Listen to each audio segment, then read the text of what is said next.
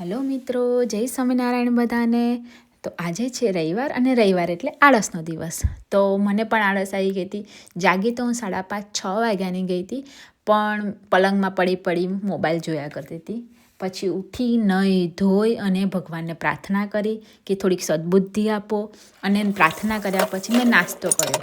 પણ મને ટેવ એવી છે કે નાસ્તો કરતાં કરતાં છે ને હું ઇન્ડિયા ફોન કરું મમ્મીને અને મારી બહેનને, અને ગામની પંચાયત કરતી હોય તો પંચાયત કરતાં હું રેકોર્ડિંગ કરતાં ભૂલી ગઈ. ફટાફટી મેં નાસ્તો કરી લીધો અને પછી છે ને વાસણો ટેકવા માંડી, કારણ કે વાસણમાં એવું છે કે કાલ રાત્રે અમે મોડું થઈ ગયું હતું અને પછી જમ્યા પછી વાસણો ટેકવાની થોડીક આળસ થઈ ગઈ હતી. તો મેં કીધું આમે કાલ રવિવાર છે, શાંતિથી વાસણ ઉટકીશું, આખો દિવસ કરીશું પણ શું. એટલે અને કાલે શનિવાર હતો ને એટલે મેં રાત્રે છે ને વઘારેલી ખીચડી બનાવી દીધી હતી. અહીંનું આપણું મેઇન રામબાણ જ મારું તો અત્યારે એવું છે કે વઘારેલી ખીચડી. હું મોસ્ટલી બધા શાકભાજી છે ને ફ્રીજમાં રાખું, ટામેટાં, મરચાં, કેપ્સિકમ, પાલક, ગાજર, વટાણા એવું રાખી જ મૂકું કે છેલ્લે કંઈ ના આવે ને તો વઘારેલી ખીચડી એટલે વેજીટેબલ નાખી અને વઘારેલી ખીચડી તો ખાઈ જ લઈએ. કારણ કે અહીં તો ઝોમેટો અને સ્વિગી, ઉબર ઇટ્સ બધું છે, પણ મોસ્ટલી છે ને બધા રેસ્ટોરન્ટમાં નોનવેજ વધારે મળતું હોય, એટલે સ્વામિનારાયણ ઓપ્શન બહુ જ રેર કેસમાં આપણે જઈએ ને તો આપણને એક સમોસા મળે અને એવું જ મળે. બહુ આપણું મતલબ કે લસણ ડુંગળી વગરનું મળવું બહુ જ મુશ્કેલ છે, એટલે ઘરે જ બનાવવું પડે. પહેલાં તો અમદાવાદ મને એવી ટેવ હતી કે બહારથી ઓર્ડર કરીને ફટાફટ ખાઈ લેતા હતા, પણ અહીં એવું નથી થતું. તો વાસણ ઉટક્યા અને પછી મેં કીધું જયમીને નોકરી જવાનું છે તો શાક ફટાફટી ખાવા બનાવી દઉં.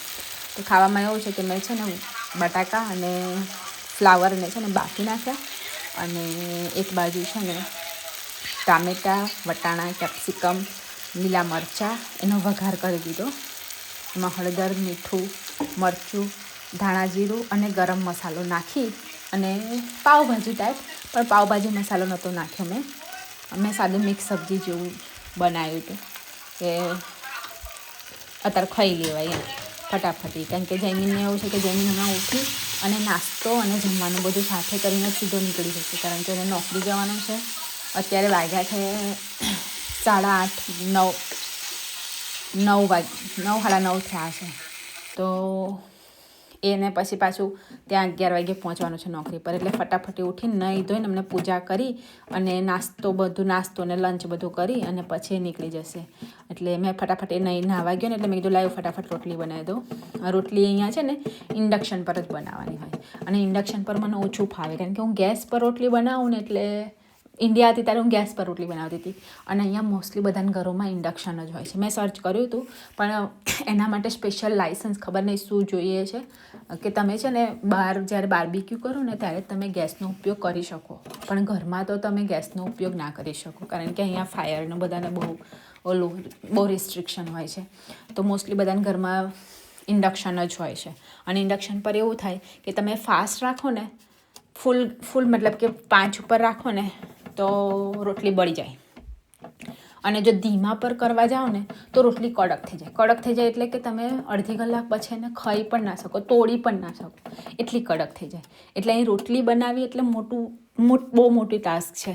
હું બહુ મારો 100% આપીને રોટલી બનાવવા ટ્રાય કરું કે થોડીક વ્યવસ્થિત નરમ બને, ખવાય એવી બને. તો હા, હું સક્સેસ થોડા પ્રમાણે મતલબ કે 80% સક્સેસ થઈ જાઉં છું. જો કોઈની પાસે કોઈ ટ્રીક હોય તો મને જરૂર કહેજો. આમ બી હું વિચારું છું કે રોટી મેકર ખરીદી લઉં, પણ ખબર નહીં હવે રોટી મેકર કેવું આવે. પણ હા, ઇન્ડક્શન પર રોટલી બનાવી થોડીક અઘરી છે, પણ હા ભાઈ કામ ચલાવ તમે બનાવી શકો. તો ફટાફટ મેં છે ને રોટલી બનાવી દીધી.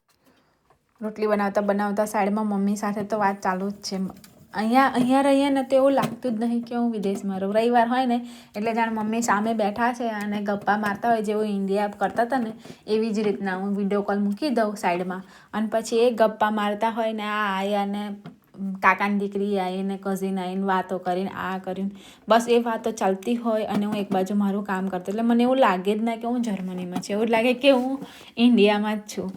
તો એવી રીતના ટાઈમ થોડુંક હળવું લાગે. આખા વીકેન્ડનું જે થાક હોય ઉતરી જાય, અને આપણને એવું ના લાગે કે આપણે આટલા દૂર છે. સ્પેશિયલી સન્ડે વધારે યાદ આવે, કારણ કે ચાલુ દિવસે તો એવું હોય કે તમારું સ્કેડ્યુલ જ એટલું હેક્ટિક હોય ને કે તમારે બધું વિચારવાનો ટાઈમ જ ના મળે. સવારે નોકરી કરતા હોય, સાંજે આવીને ઘર કામ કરવાનું હોય, પછી ખરીદી કરવા મતલબ કે ઘર વખરી લેવા જવાનું હોય, કંઈ નહીં તો થોડોક મોબાઈલ જોઈએ, એવું કરતાં કરતાં તો ટાઈમ ક્યાં જતો રહે ને ખબર ના પડે. પણ સન્ડે હોય ને ત્યારે આપણને થોડુંક એવું થાય કે થોડીક ઘરની યાદ આવે કે હા ભાઈ રવિવાર હોય અને ત્યાં ઇન્ડિયામાં હોય તો ફટાક દઈને મમ્મી પપ્પા પાસે આપણે જતા રહેતા.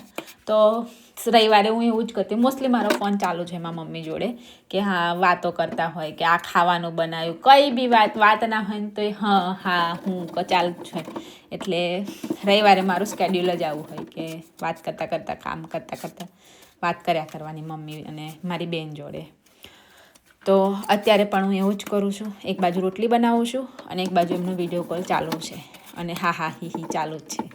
ફટાફટ મેં રોટલી બનાવી દીધી અને શાક પણ થઈ ગયું હતું.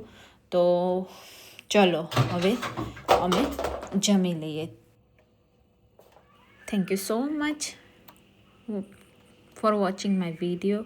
પ્લીઝ લાઇક કરો, શેર કરો અને સબસ્ક્રાઈબ કરો. Thank you.